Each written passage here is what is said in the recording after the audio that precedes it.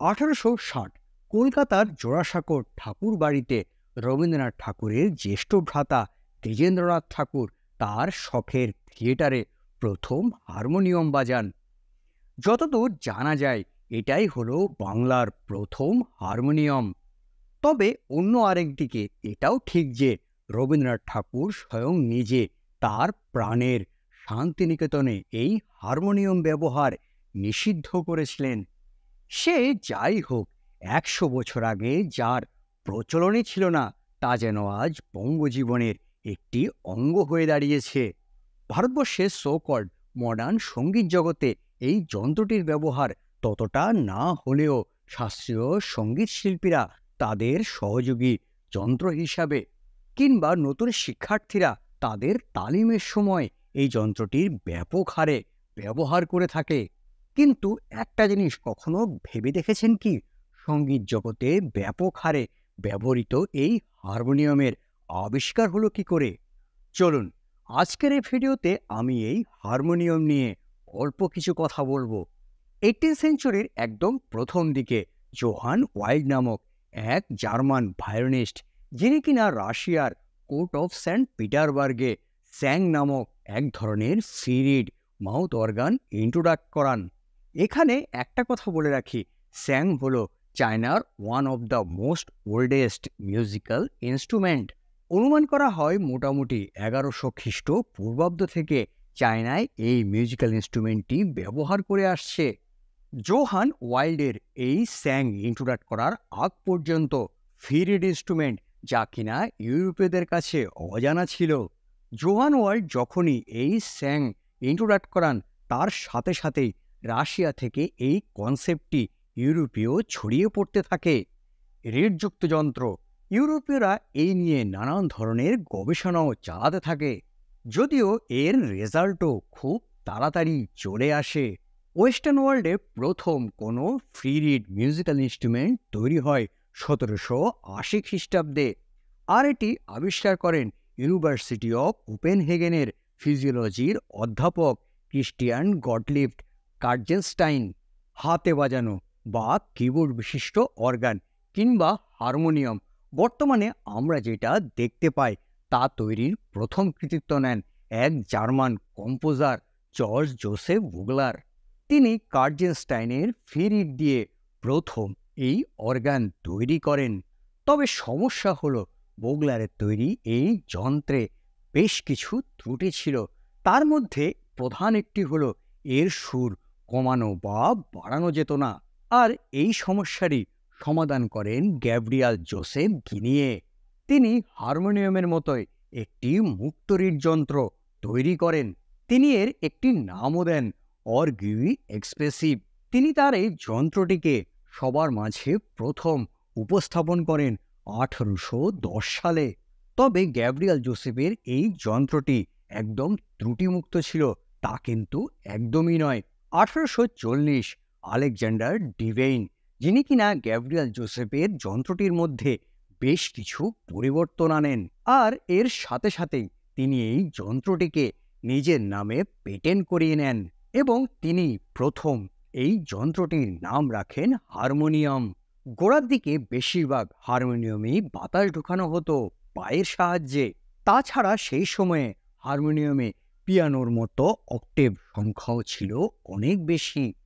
ঊনবিংশ শতাব্দী আসতে আসতে এই হারমোনিয়াম সবার মাঝে ভীষণই জনপ্রিয়তা লাভ করে, আর এর প্রধান কারণ হলো এর আগে ব্যবহৃত পাইপ অর্গানের বিশাল দৈহিক আকার এবং এর দাম সাধারণ মানুষের ঘরে ঘরে পৌঁছে যেতে ব্যর্থ হয়।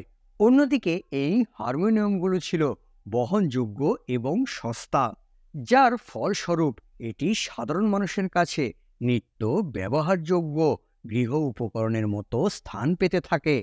বিংশ শতাব্দী ভারতবর্ষে হারমোনিয়াম নিয়ে আসে খ্রিস্টান মিশনারিরা। এখানে একটি মজার ব্যাপার হলো হারমোনিয়াম যা কিনা ইউরোপীয় দেশগুলোতে তৈরি হলেও বর্তমানে ভারতবর্ষে এর ব্যবহার সব থেকে বেশি। ব্রিটিশরা ভারতবর্ষে আসার আগ পর্যন্ত ভারতবর্ষের বেশিরভাগ সঙ্গীতজ্ঞরাই তার জাতীয় যন্ত্রের সাহায্যে সঙ্গীত উপস্থাপন করতেন। মোটামুটি ভারতবর্ষে যখন রানীর শাসন শুরু হয়, তখন ভারতবর্ষে ব্রিটিশ অফিসাররা তাদের ফ্রি টাইমে ফ্যামিলির সঙ্গে সময় কাটানোর জন্য এই ধরনের ফ্রি অর্গান ব্যবহার করতে শুরু করেন। কিন্তু এখানেই বাধে সমস্যা। যখন এই ধরনের এক্সপেন্সিভ যন্ত্রে কোনো একটি ত্রুটি দেখা দিত, তা ঠিক করার জন্য নিয়ে যাওয়া হতো ইংল্যান্ডে। আর এতেই যেন সাপে বর হয় ভারতীয়দের কাছে।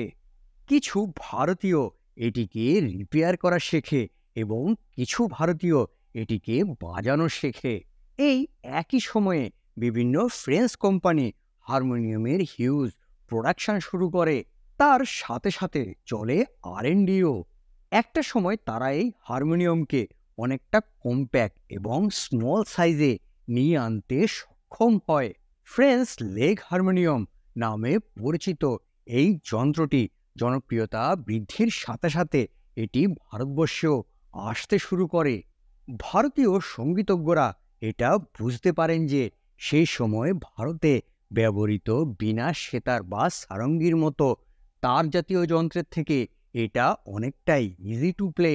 আর সব থেকে বড় ব্যাপার হলো এটিকে ফ্রিকুয়েন্টলি টিউনিং করারও প্রয়োজন ছিল না। দেখতে দেখতেই ভারতবর্ষে এর পপুলারিটি বাড়তে শুরু করে। অল্প কিছুদিনের মধ্যেই ফ্রেঞ্চ হারমোনিয়াম কোম্পানিগুলো হারমোনিয়ামের মধ্যে আরও একটি হিউজ পরিবর্তন নিয়ে আসে। তারা পায়ে প্যাডেলের পরিবর্তে হ্যান্ড লিভারের সাহায্যে হ্যান্ড অপারেটেড হারমোনিয়াম নিয়ে আসে। বিভিন্ন ভ্যারাইটির এই ফ্রেঞ্চ হ্যান্ড হারমোনিয়ামগুলো এতটাই লাইট ওয়েট ছিল যে এটি নিয়ে গান এবং নাচ একই সাথে করা যেত। তবে দুঃখের বিষয় হলো এই ফ্রেঞ্চ হারমোনিয়ামগুলো সেই সময়তে ইন্ডিয়ায় পৌঁছাতে পারেনি। তার প্রধান কারণ হলো সেই সময় ইন্ডিয়ায় ছিল ব্রিটিশ শাসন।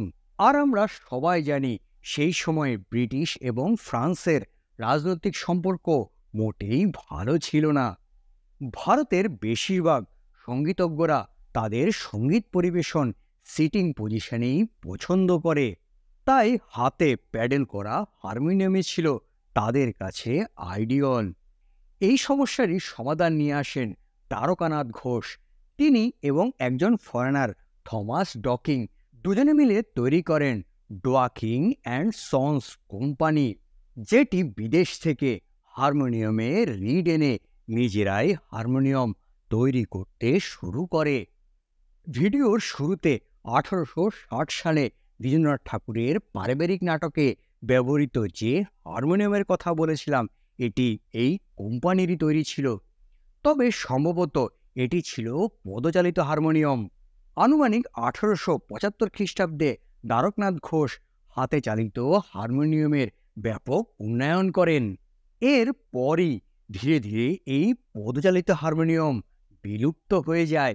লেগ হারমোনিয়ামের তুলনায় ডোয়ার্কিং হ্যান্ড হারমোনিয়াম আকারে অনেক ছোট হওয়ায় এর কষ্ট অনেক কমে যায়, যার ফলস্বরূপ সাধারণ মানুষ এটিকে খুব সহজেই আপন করে নেয়।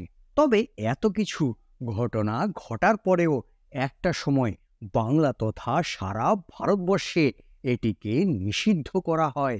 বাংলায় আসার পর এই বাদ্যযন্ত্রটিকে খোদ রবীন্দ্রনাথ ঠাকুর অবজ্ঞার চোখে দেখেছিলেন। এছাড়াও তিনি এটিকে ভারতীয় সঙ্গীতের ক্ষতির কারণ হিসাবে উল্লেখ করেন। পশ্চিমা সঙ্গীত সম্পর্কে রবীন্দ্রনাথ অজ্ঞ ছিলেন না। তার নিজের সঙ্গীত নির্মাণে পশ্চিমা এবং ভারতের সঙ্গীতের মিশ্রণ ঘটেছিল। তবে আশ্চর্যের বিষয় হলো আইরিশ এবং স্কটিশ মিশ্রিত এই যন্ত্রটিকে রবীন্দ্রনাথ পছন্দ করতে পারেননি। শুধু তাই নয়, হারমোনিয়ামের প্রতি তার বিরাগ এতটাই ছিল যে তিনি এটিকে শান্তিনিকেতনে নিষিদ্ধ করেন। শুধু যে রবীন্দ্রনাথ একাই হারমোনিয়াম বিরোধী ছিলেন তা কিন্তু একদমই নয়। 1940 থেকে 60-এর দশক পর্যন্ত অল ইন্ডিয়া রেডিওতেও হারমোনিয়াম নিষিদ্ধ ছিল, যদিও 1971 সালে এটিকে পুনরায় অনুমতি দেওয়া হয়। অন্যদিকে 1930 সাল নাগাদ ইউরোপে হারমোনিয়ামের জনপ্রিয়তা কমতে থাকে। অন্যদিকে ভারতবর্ষে ঠিক এর বিপরীত ঘটনা ঘটে।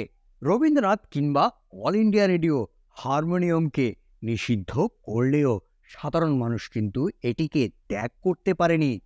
ক্রমে ক্রমে উন্নতর হারমোনিয়াম তৈরি এবং হারমোনিয়াম তৈরির প্রস্তুতকারক প্রতিষ্ঠাসমূহের বিজ্ঞাপনের কারণে ভারতবর্ষের সাধারণ মানুষ ব্যাপকভাবে এই হারমোনিয়ামকে গ্রহণ করে নেয়। চাহিদার কথা বিবেচনা করে নানা জনের উন্নয়নের মাধ্যমে নানা ধরনের হারমোনিয়াম উদ্ভব ঘটে। বর্তমানে ভারতবর্ষে সঙ্গীত চর্চার ক্ষেত্রে অন্যতম বাদ্যযন্ত্র হিসাবে প্রতিষ্ঠিত এই হারমোনিয়াম। এই হলো হারমোনিয়াম নিয়ে অল্প কিছু কথা। এই ভিডিওটি আপনাদের কেমন লেগেছে তা নিচে অবশ্যই কমেন্ট করে জানাবেন এবং সাবস্ক্রাইব করবেন আমার চ্যানেলটিকে।